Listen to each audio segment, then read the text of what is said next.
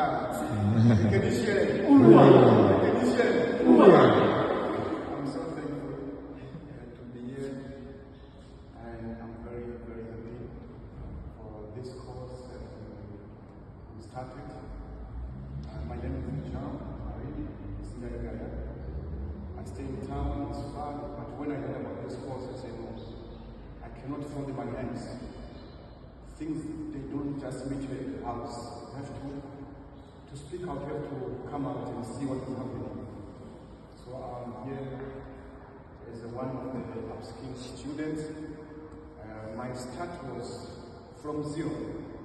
I didn't know how to do diagnose forms, but now I feel like, yes, it's like something.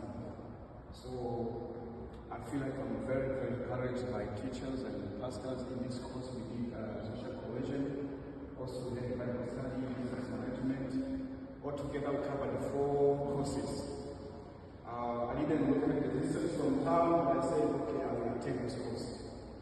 I'm so thankful because by learning these skills together, we had the Bible studies, because I cannot have a business without a discipline. I needed the word of God also. So there were so many pastors coming to us, teaching us different Bible verses. And yeah, I said, yeah, this is a good course. We need the word of God in our course.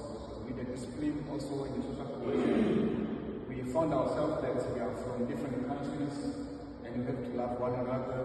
And so loving to see all of us sitting together, with different languages connected together. So this course is connecting all of us. I'm very, very happy to see like the Africans coming together.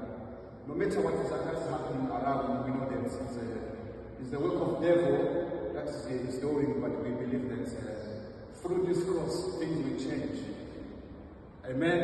Let me say amen because we keep Bible course. Amen. See different people in this course.